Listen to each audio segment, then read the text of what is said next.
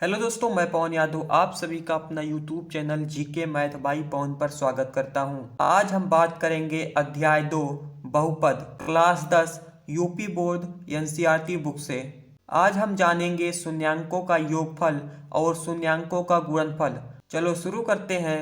सबसे पहले लिखेंगे यदि अल्फा कामा बीटा द्विघात बहुपद p x equal a x square plus b x plus c a not equal zero के शून्यांक हो तो आप जानते हैं कि यक्स माइनस अल्फा और x minus beta p x के गुणनखंड होते हैं।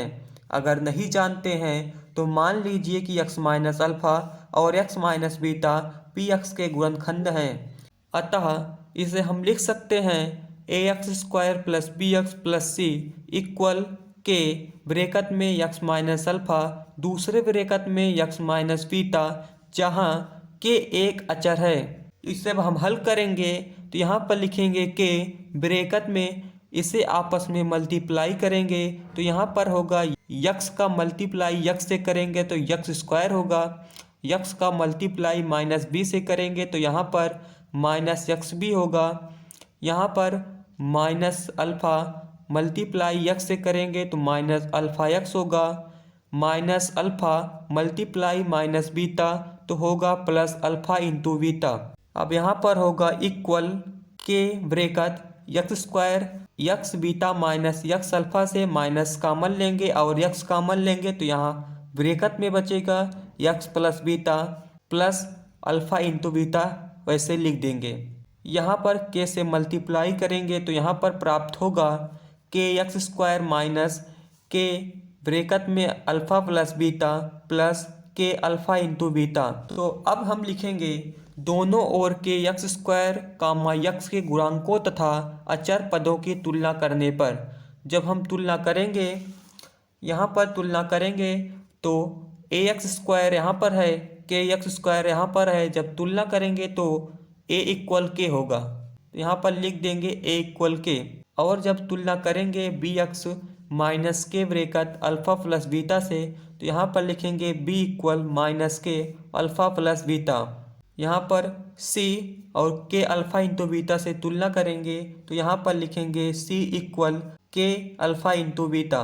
तो यहाँ से हमें प्राप्त होगा b equal minus k bracket में अल्फ़ा प्लस बीटा।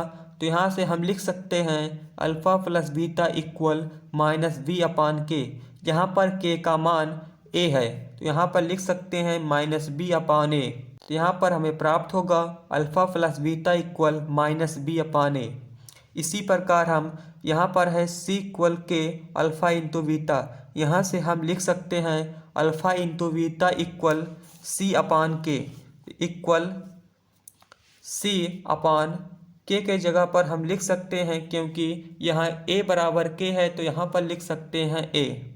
अर्थात शून्यांकों का योग equal alpha plus beta equal इसे हम लिख सकते हैं माइनस बी अपान ए होता है इक्वल माइनस बी को हम कहेंगे यक्स का गुणांक। यानी कि जो हम बहुपद लिए थे p x equal a x square plus b x plus c. तो यहाँ पर है बी तो बी क्या है यक्स का गुणांक। यहाँ पर हम भी लिखेंगे ए क्या है यहाँ पर एक्स स्क्वायर का गुणांक ए है।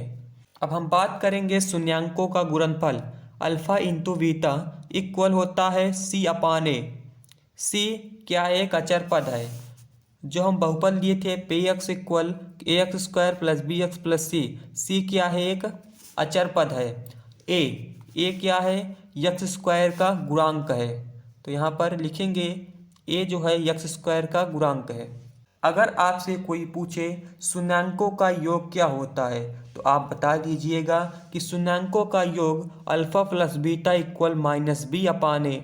और कोई पूछे कि शून्यांकों का गुणनफल क्या होता है तो आप बता दीजिएगा alpha into beta equal c upon a equal अचर पद अपान यक्स स्क्वायर का गुणांक। हमें आशा है कि हमने जो आज बताया ये आपको समझ में आया होगा।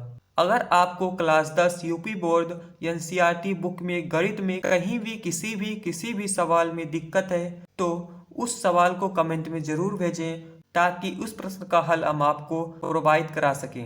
अगर आपको NCERT book class 10 UP board में कहीं भी किसी भी कोई भी क्वेश्चन में दिक्कत है तो उस क्वेश्चन को कमेंट बॉक्स में ज़रूर लिख कर भेजें ताकि उस क्वेश्चन पर हम वीडियो बना सकें। अगर आपको इसके पहली वाली वीडियो देखना है तो डिस्क्रिप्शन में लिंक दिया है, लिंक जाकर क्लिक करें, उस वीडियो को ज़रूर देखें। ऐसे वीडियो को देखने के लिए सब्सक्राइब करें हमारे YouTube channel GK math by Pawan को। देखते रहें जीके मैथ बाई पवन को। बहुत बहुत धन्यवाद।